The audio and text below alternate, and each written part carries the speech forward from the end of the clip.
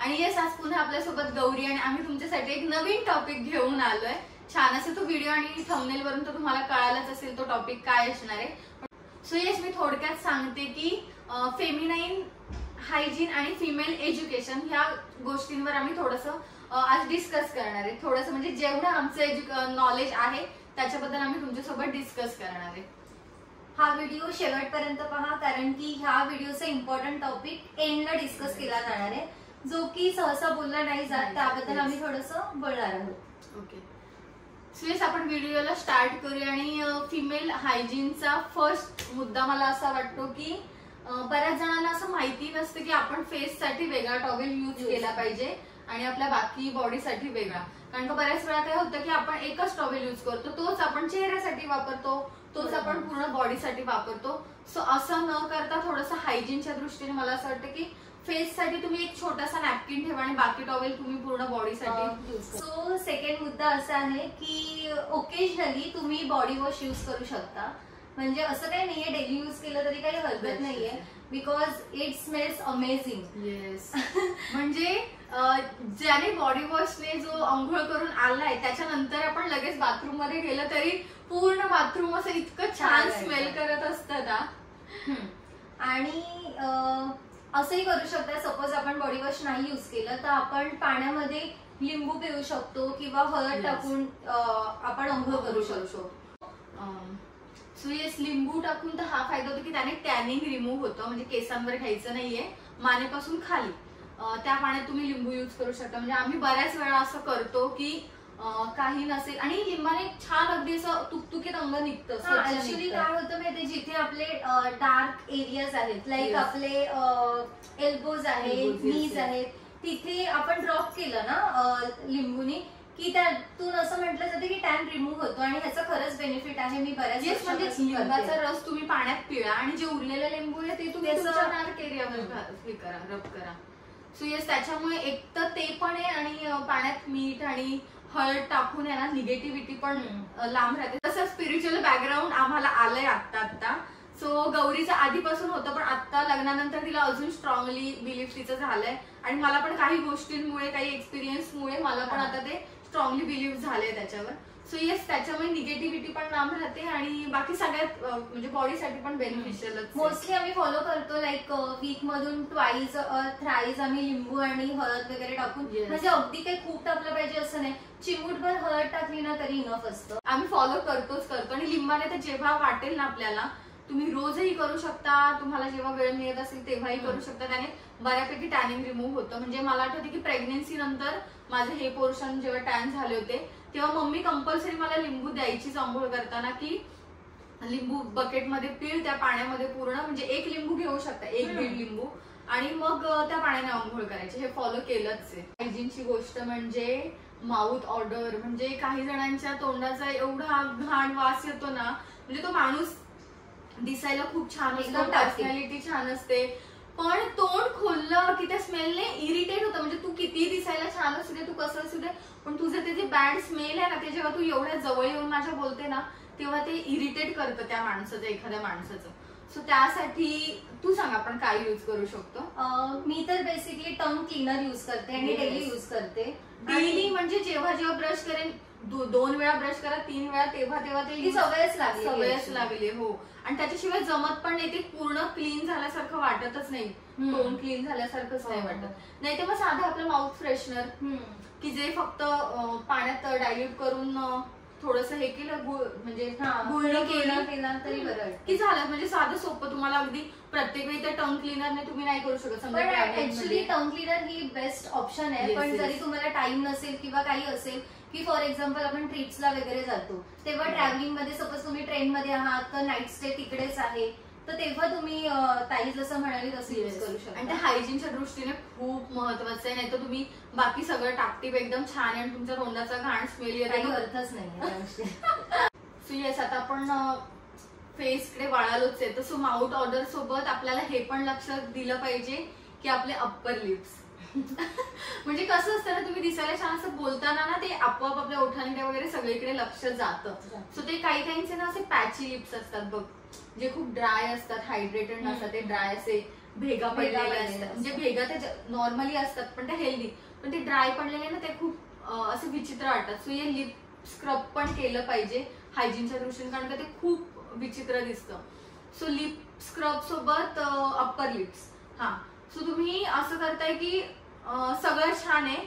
Eyebrows तुम्ही एकदम टकाटक केलेत, आयब्रो तुम्ही फील केलेत, छान सुंदर आयब्रो ठेवलेत, पण जे लिप्सवर असं ना ते छोटे छोटे केस असे ना, आणि ते ऍक्च्युली साईड फेसने जास्त दिसत. येस, सो समोरून ते फार नाही वाटत, पण जेव्हा माणूस तुमच्याशी समोर आजूबाजूला समजा घोळकाय आणि तुम्हाला जो बाजूने बघतो ना त्याला तुमचे ह्या साईड पोर्शनचे थोडे बोलतो ना लव दिसते आणि ती कधी कधी खूप बेकार वाटते, अजिबात नाही. म्हणजे ज्यांना जास्त हवं ना त्यांनी ते हायजीनच्या दृष्टीने पण म्हणा किंवा एक छान आपल्याला टापटीप दिसायला ते हेल्प करतं, आपली एक पर्सनॅलिटी छान वाटायला ते हेल्प करतं. सो त्याच्यासाठी मला असं वाटतं की अप्पर लिप्सची काळजी घेणं, लिप्सची काळजी घेणं पण गरजेचं आहे. यामध्ये मी एक ऍड करेन की जर तुम्ही फॉलो करताच आहात ना, जर अप्पर लिप्स करायची सवयच आहे की आयब्रो सोबत आपण अप्पर लिप्स फोरहेड वगैरे क्लीन करतो, तर तेव्हा ते मग रेग्युलर मेंटेनन्स करा ना, मग ते जरा छान. काय होतं की बऱ्याच वेळा मी साधं नेलपेंटचं उदाहरण देते की आपली बोटांना नेलपेंट लावतो आणि ती एकदा लावली की आपण ती मग थोडी निघत जाते आणि मग ती आपल्या नखांवर तशीच असते. सो जेव्हा केव्हा म्हणजे मला तरी पर्सनली असं वाटतं जेव्हा 4 माणसांमध्ये जातो ते हात खूप डेंजर दिसतात. अर्धवट नेलपेंटचे आहेत ना ते मेंटेन न ठेवल्यामुळे किंवा ते पर्सनॅलिटीला तो टच नाही देत. म्हणजे असं आपण एकदम छान रेडी झालो, म्हणजे असं नाहीये की तुम्ही नेलपेंट लावलीच पाहिजे. अगदी तुम्हाला जर नाही वेळ मिळत आहे ना तर ती पूर्ण नेलपेंट काढून टाका किंवा मग लावूच नका, पण ती अर्धवट नेलपेंट ठेवणं ना खूप घाण दिसतं असं मला वाटतं. सो नेक्स्ट पॉइंट असा आहे की आपल्या ब्लॅक हेड्स आणि व्हाईट हेड्स बद्दल. तर आपण असं यूज करू शकतो की प्रत्येक वेळेला क्लीनअप करणं पार्लरमध्ये वगैरे जाऊन पॉसिबल नसतं, तर ह्यापेक्षा बेटर असं आहे की आपलं म्हणजे मी आणि ताई जे पर्सनली यूज करतो ते डॉक्टर रशेलचे नो स्ट्रिप्स. ते लिटरली ना आपण अप्लाय केलं ना प्रॉपर, ते white heads black heads proper दिसतात त्यात. ताईची व्हिडिओ पण आहे. हा, मी त्याच्यावर एक व्हिडिओ पण बनवला होता, सो तुम्ही त्याची पण लिंक मी डिस्क्रिप्शन मध्ये टाकते, म्हणजे ते तुम्हाला प्रॉपर गायडन्स होईल. की ते एक साधी टेप असते ब्लॅक कलरची जी नोटच्या शेप प्रमाणे असते आणि ती टेप हे करून, कारण कसं काय होतं जेव्हा कोणी खूप जवळ येतं ना आणि ते जेव्हा नाकावर जे व्हाईट किंवा ब्लॅक हेड्स, कारण का मला माहिती की मला तो प्रॉब्लेम होता, सो त्याच्यामुळे मला असं वाटतं की खूप आपल्याला त्याच्याबद्दल माहिती देणार कोणी नसतं, म्हणून ह्या खास टिप्स आज शेअर करायला बसलो. आणि इव्हन कोणी बघण्यापेक्षा ते स्वतःलाच नाही ऍक्च्युली चांगलं वाटतं. आणि काय होतं माहितीये का, कॉन्फिडन्स आहे ना त्या गोष्टींमुळे खूप डाऊन होतो आपला, की असंच आहे तसंच आहे. जे आपण समोरच्याला एखादं बघतो ना की समोरचा ठीक आहे बाबा माझ्यापेक्षा थोडासा सावळा आहे किंवा दिसायला खास नाहीये पण तो छान टापटीप राहतोय ते, आणि मग एखादा माणूस त्याच्याकडे जास्त अट्रॅक्ट होतं किंवा छान वाटतं तो माणसाचा टापटीपणा बघून फ्रेश वाटतं. काय होतं की त्या अशा काही गोष्टींमुळे ना आपला कॉन्फिडन्स पण खूप डाऊन होतो. म्हणजे आपल्याला ना आपली पर्सनॅलिटी चांगली आहे किंवा आपल्याला एखाद्या गोष्टीतलं सगळं येतंय, पण अशा काही गोष्टींमुळे आहे ना आपला कॉन्फिडन्स आपोआप डाऊन होतो आपण पर्सनली स्वतः छान न राहिल्यामुळे. त्याच्यामुळे ते एक पर्सनल हायजीन मध्ये खूप महत्वाचा रोल करतं की आपलं छान फ्रेश वाटतं. नेक्स्ट मुद्दा असा आहे की आपण बऱ्याच मुली आजकाल, म्हणजे आजकाल नाही सगळेजण आजकाल क्रॉपटॉप घालतातच, तर मी असं सजेस्ट करेन की काही जण क्रॉपटॉप जेव्हा घालतात तेव्हा म्हणजे अगदी तो आपला ब्लाऊज सारखा असतो, हायवेस्ट जीन्स पण घालतात. काही जण ना क्रॉपटॉप घातल्यानंतर हायवेस्ट जीन्स घालत नाही, मग त्यामुळे काय होतं, त्यामुळे बेली बटन दिसतं. बेली बटन म्हणजे आपली आपण काय बोलतो बेंबी. येस, बेंबी दिसते आणि ते अजिबात चांगलं नाही वाटत. त्यामुळे जेव्हा तुम्ही कधी क्रॉपटॉप घालाल तेव्हा हायवेस्ट जीन्स घातली पाहिजे आणि त्याच्याच बरोबर आपले जो कोणता आपला वेस्ट एरिया जो ओपन आहे क्रॉपटॉपमुळे त्यातले हेअर, ओके येस हेअर ते रिमूव्ह करणं इम्पॉर्टंट आहे. नाही काही मुली अशा छान मस्त जीन्स हायवेस्ट पण घालतात क्रॉपटॉप पण घालतात पण हेअर रिमूव्ह केलेले नसतात आपल्या वेस्ट एरियावरचे, त्यामुळे ते अजिबात छान नाही वाटत. म्हणजे हे नॅचरल आहे वगैरे सगळं ठीक आहे, पण एक हायजीनच्या आणि छान अशा पर्सनॅलिटीच्या आणि ते बिलकुल चांगलं नाही वाटत. येस. आणि एक मुद्दा असा आहे की भले काही जणी अशा स्लिम असतात वगैरे ठीक आहे, तुम्हाला बेली बटन फ्लॉन्ट करायचं वगैरे जे काय आहे, पण मग तो जो पार्ट आहे ना आपला बेली बटनचा तिकडे असं थोडंसं काळसर थोडंसं झालेलं असतं. तर मी असं सजेस्ट करेन की आपण जेव्हा आंघोळ करून येतो वगैरे तेव्हा जसं आपण इयर क्लीन करतो इयरबड्सनी, तसं बेली बटन पण ते क्लीन केलं पाहिजे. आय गेस ते इयरबड्सनी व्यवस्थित क्लीन होतं. जो काही थोडा पातळ टॉवेलच्या हेल्पने पण हे करू आपण करू शकतो ते क्लीन. आता तू कानांचा विषय काढला तर मला हे मेन्शन करावं वाटतंय, ते राहिलंच हे करताना. सो काय कसं होतं काही जणांचं की आपण बघतो की छान आहे, गोरी पान आहे नाही का, छान आहे, पण तिचं जेव्हा हे कान बघतो ना असं चेहऱ्यापेक्षा कानांकडे लक्ष म्हणजे साईडच्या पोर्शनने जास्त जातं. आणि ते कानामाग, आणि जर कान आपण बघितले ना एखादं जर आपल्याला काही दिसत असेल ना की अरे ही थोडीशी अशी राहते म्हटलं ना, तिच्या निगेटिव्ह पॉईंटकडे आपल्याला अजून जास्त लक्ष जातं. सो तिच्या त्या पॉईंट सोबत तिचे कान, तिच्या कानामागे तिची मान, त्या सगळ्या गोष्टींकडे लक्ष जातं. मग तू कितीही सुंदर दिसू दे, पण ह्या काही हायजीनच्या गोष्टी जर मेंटेन नाही केल्या ना तर ते बिलकुल चांगलं नाही वाटत. आणि तू सांगितलं तसं की आंघोळ करून आल्यावर आपलं थोडासा कान ओला असतो, त्याच वेळेला जर टॉवेल घेऊन पूर्ण कान आतून क्लीन केला ना किंवा मग कानाच्या मागे वगैरे, तर मला असं वाटतं की ते बेटर हायजीनच्या दृष्टीने छान वाटेल, म्हणजे ओव्हरऑल सगळ्याच बाजूने. आणि डेली आपण जर क्लीन केलं तर ते ऑब्व्हियसली व्यवस्थित राहणार. हो, अगदी त्याला काही स्पेसिफिक गरज नाही की आठवड्यातून करा. रोज तुम्हाला चेहरा पुसताना तुम्ही कान पण पुसा, इतकं सोपं आहे. कितीचाच वेळ लागणार. हो, त्याच्या सोबत मला आणखीन एक मुद्दा ऍड करावा वाटतो. आता बेली बटन आणि त्याच्यावरून मला आठवले की आपले अंडर आर्म्स, की जर तुम्ही अंडर आर्म्स वॅक्स केलेले नसतील किंवा तुम्ही रेझर काही जे काही करत असाल ते जर केलेले नसतील तर मग बेटर आहे की तुम्ही स्लीवलेस घालूच नका. कारण का आपला हात ऑब्व्हियसली हात वर थोडाफार होतो आणि ते ना ते पॉइंट होतं जेव्हा आपण, आणि असं बऱ्याच वेळा होतं की आपण एखादी गोष्ट जेव्हा मेंटेन केलेली नसते ना ती गोष्ट समोरच्याला पटकन कॅच होते. हो, त्याच्यामुळे एक तर म्हणून म्हणते की पूर्ण पर्सनॅलिटी छान असू दे, नाही तर मग ते टाळा. जसे की आता अंडर आर्म्स नाही केलेत तर मग तुम्ही प्रिफर करा की ते दिसणार नाही असंच मी काहीतरी वेअर करेन. किंवा मग जर तुम्हाला घाम येत असेल तर बेटर आहे की तुम्ही डिओ स्टिक यूज करा. स्मेल वगैरे येत असेल त्या घामाचं तर दुसऱ्याला इरिटेट नको व्हायला. किंवा मग अगदी ते पण नसेल तर मग साधा एक तुरटीचा गोळा किंवा तुरटीचा साबणाचा शेप मिळतो, एक आयताकृतीचा साबणासारखा सेम. सो आंघोळ करून झाल्यावर तो तिथे पूर्ण रब करायचा आणि तो ड्राय झाल्यानंतर मी फॉलो पण करते. मी आधी पण एका व्हिडिओमध्ये सांगितलंय की अशी बेसिक गोष्ट आहे की ते तिथे अंडर आर्म्सला तो त्या पोर्शनला लावून ते ड्राय झालं की मग घामाचा वास पण नाही. जर आपण सपोज जर तुम्हाला जास्त घाम येत असेल अंडर आर्म्स मध्ये वगैरे, कोणत्या फंक्शनला जाणार असाल जास्त टाइमसाठी, तर तुम्ही अंडर आर्म्स पॅड्स असतात ते यूज करू शकता. कारण मस्त तुम्ही छान रेडी झालेले असतात, हेवी लुक असतो तुमचा, हेवी साडी, सुंदर वर्क केलेलं ब्लाउज वगैरे, पण तो जो पॅची एरिया असतो ना ते लिटरली फोटो काढला खूप दिसून येतो, अगदी असं तो उठून दिसतो. सो इट्स बेटर तुम्ही ते यूज केलं पाहिजे. आणि जरी ते तुम्हाला कॉस्टली पडत असेल किंवा काही असू शकतं रिझन, अवेलेबल नसतात बऱ्याच वेळा पटकन, तर तेव्हा तुम्ही आपण नॉर्मल आपले जे पॅड्स असतात डेज मध्ये आपण यूज करतो सॅनिटरी पॅड्स, ते पण आपण कट करून तिकडे यूज करू शकतो. हा, म्हणजे अगदीच ते असं इमर्जन्सी आहे किंवा काय करू शकतो ना. सो नेक्स्ट मुद्दा असा आहे की तुमच्या हाताचे आणि पायाचे जे नेल्स असतात ते व्यवस्थित क्लीन असले पाहिजे. मी हे सजेस्ट करेन की नॉर्मल जास्त काही करायची गरज नाहीये.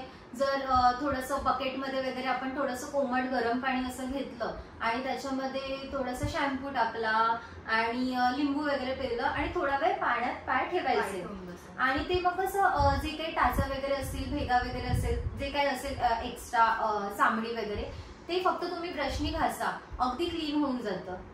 आणि फूड ब्रश सहज, तो स्क्रबर सहज अवेलेबल असतो. आणि अगदी काहीच नसेल तर साधा आपला टूथब्रश असतो किंवा कपड्यांचा ब्रश असतो तुम्ही टाचांसाठी यूज करा, आणि जो टूथब्रश असतो तो तुम्ही नेल्स साठी यूज करा. आणि आणखी मला एक ऍड करावं वाटतं की नेल पेंट आहे ना, म्हणजे पायांची जर तुमची नेल्स काळे असतील मुळातच, आता माझे छान आहेत, माझे हेल्दी नेल्स आहेत, सो काहींचे ना काळे असतात बऱ्याच वेळेला, ते नेल पेंटमुळे म्हणा किंवा मग काही आतल्या बॉडीच्या ह्याच्यामुळे पण ते होतात. सो मी असं सांगेन की ते टाळायचं असेल ना तर तुम्ही नेलपेंट लावली आणि ही नेलपेंट तुम्ही रिमूव्ह करताय, तर 2 दिवसांचा गॅप घ्या, ऍटलीस्ट 2 दिवसांचा, आणि मग नेल पेंट अप्लाय करा. तुम्ही लगेच एका नेल पेंटवर दुसरी नेल पेंट अप्लाय करू नका. सो त्याच्यामुळे पण नखांची छान काळजी घेतली जाते. सो येऊया आपण आता शेवटच्या इम्पॉर्टंट मुद्द्यावरती, जे ताई जो की हे व्हिडिओचं हायलाइट आहे. So yes, menstrual cycle, periods days आणि इंटिमेट एरिया हायजीन ह्याच्याबद्दल आज आम्ही बोलणार आहे, जे की हायलाइट आहे ह्या पूर्ण व्हिडिओचं. सो मला असं वाटतं की हा मुद्दा खूप महत्वाचा आहे. हे बऱ्याच जणांना माहिती नसतं, कारण का हे म्हणजे मला अगदी खूप लेट रिअलाइज झालंय, मला खूप लेट कळाल्या त्या गोष्टी, आणि ऑफकोर्स त्या शेअर केल्यात मी माझे जेवढे जवळचे आहेत त्यांच्यासोबत.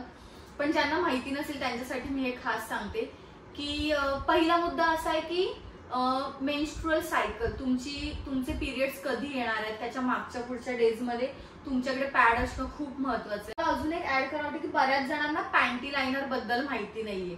सो पॅन्टी लायनर हा आपला सॅनिटरी पॅडचाच प्रकार आहे, जो की छोट्या साईज मध्ये असतो. सॅनिटरी पॅड आपले लॉंग असतात, तो छोट्या फॉर्म मध्ये असतो, अगदी आपल्या तळव्या एवढा किंवा त्याच्यापेक्षाही छोटा पोर्शन असतो त्याचा. सो ते यूज करणं खूप महत्वाचं आहे. सो पिरियड्सच्या आधी तुम्ही जेव्हा तुम्हाला व्हाईट डिस्चार्ज होतो त्यावेळेला तुम्ही पॅन्टी लायनर यूज करू शकता, ज्याच्यामुळे हायजीन पण मेंटेन केलं जातं. सो येस, मला असं वाटतं की पिरियड्स मध्ये किंवा त्या ह्याच्यामध्ये कॉटन पॅन्टीज आणि कॉटन पॅड यूज करणं खूप महत्वाचं आहे, कारण का बाजारात खूप पॅड्स आहेत जे अगदी प्लॅस्टिक, आपण आपल्या त्या इंटिमेट एरियाच्या ज्या एवढ्या नाजूक स्किन जवळ आपण प्लॅस्टिक ठेवलं असं अक्षरशः होतं, रॅशेस येतात. येस, खूप रॅशेस होतात.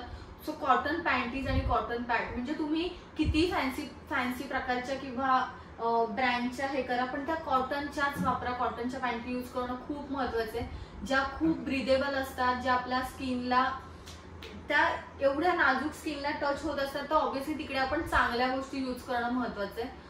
ह्यामध्ये मला एक मुद्दा पण ऍड करावा असं वाटतो की आपण एक साईज मोठी आपली पॅन्टीज यूज केल्या पाहिजे, की जेणेकरून ब्रिदेबल असेल, कम्फर्टेबल असेल, अगदी टाईट. रोजच्या यूज साठी तरी मला असं वाटतं की कॉटन पॅन्टी जी एक साईज मोठी असेल अशीच यूज करावी. येस, आणि अजून एक महत्वाचं हायजीनचं हे म्हणजे इंटिमेट एरिया वॉश करणं.